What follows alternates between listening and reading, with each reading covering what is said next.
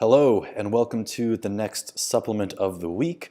Today we're talking about zinc.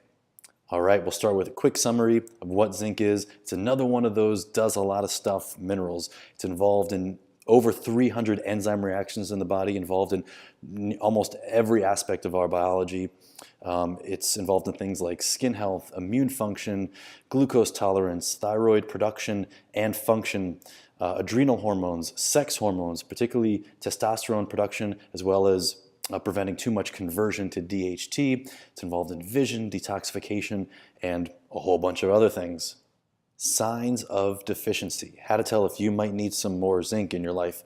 Usually the most notable is dry skin. That's usually what comes on first. You also might notice poor glucose tolerance, so fluctuations in blood sugar too low or too high, poor wound healing, increased incidence of sore throat and diarrhea, not necessarily at the same time, or just generally getting sick more often, declining cognitive function, increased amount of calories needed to sustain lean mass. So if you feel like you're eating the same amount of food, but not able to hold on to that same amount of lean mass, that might be an issue. Or if you're trying to build lean mass and you feel like you have to eat way more than you should in order to get there, a zinc deficiency might be underlying all of these things.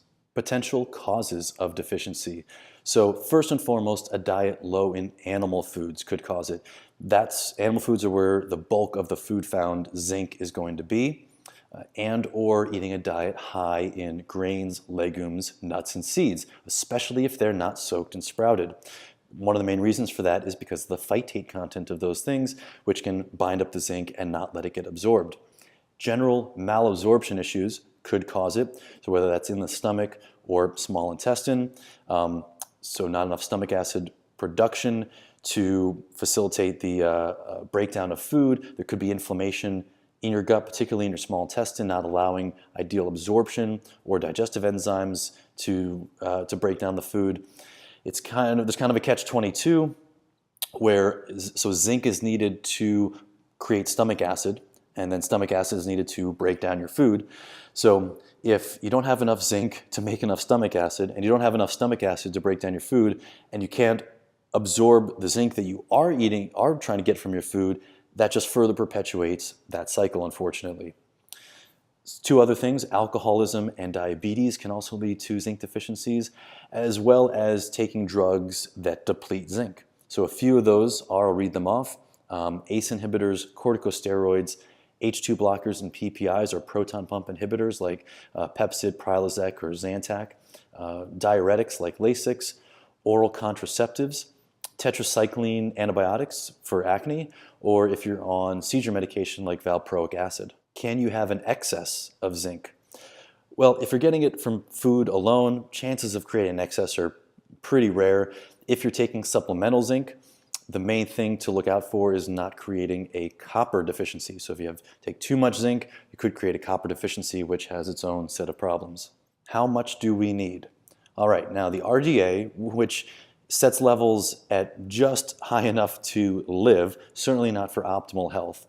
The RDA levels for men are 11 milligrams per day. The RDA for women is 9 milligrams per day. Generally, everyone's going to be pretty safe aiming for about 15 milligrams per day. Now, the one caveat to that is when you might need a little bit more. So if you are lifting weights, if you're very active, or if you're pregnant, or all three, your zinc requirement will go up a little bit. Also, if you are trying to put on additional lean mass, your zinc requirement will go up as well. And there's kind of a little formula for that, usually around somewhere between an extra 5 to 15 milligrams per day should usually suffice. Food sources. Where to get this zinc from food? Obviously, that's always our first choice. So number one, by far, is going to be oysters. You really only need about 2 oysters to hit your daily requirements for zinc. Red meat would be the next one, and you need about 2 servings per day there. We're talking like a 3 to 4 ounce serving. And then the next one of that would be cheeses, and you need about 2 to 3 servings to hit your mark there. And then it really kind of drops off in terms of foods that contain zinc or zinc levels in foods after that. The thing to keep in mind is whatever you're having, try to keep those foods away from foods with phytates. Like I mentioned before, the grains, legumes, nuts, and seeds. The phytates will bind up the zinc and not let it get absorbed. So obviously, with all that in mind, plant-based eaters will have to go out of their way to get their daily dose of zinc and probably will have to supplement. Next is our fun fact.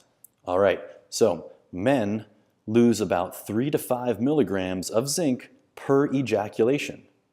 So if you're a guy and you do that frequently, you might want to make sure that your zinc status is up to snuff. I mean, it's kind of a fun way to create a zinc deficiency, but keep that in mind. And finally, which supplement to take if you're going to supplement with it. So first of all, we want to make sure that you're getting the right kind of zinc. So the two best to look for would be a zinc citrate or a zinc glycinate. So you definitely do not want the zinc oxide. It's not very well absorbed. And then the other common form that you might see out there is zinc picolinate. I don't suggest that because from everything that I've read recently, it's actually not very well utilized by the body. My favorite product is by the brand Claire Labs and is called Zinc Plus. It contains 15 milligrams of zinc citrate, so right in that sweet spot of how much we want and a good form. It also contains a milligram of copper. So it's a good ratio of zinc to copper, and then also if you're going to be taking multiple doses, you can ensure that you're not going to create a copper deficiency. And then it also contains vitamin C and B6, which are cofactors in a lot of zinc reactions. If you think that zinc supplementation is something you might benefit from, you can go to orionstrength.gethealthy.store, and that'll give you access to all kinds of practitioner quality brands and products. It's free to set up an account, and as you do that, use the practitioner code ORION, O-R-I-O-N, and you're in. Thanks for tuning in to the Supplement of the Week, and I'll see you next time.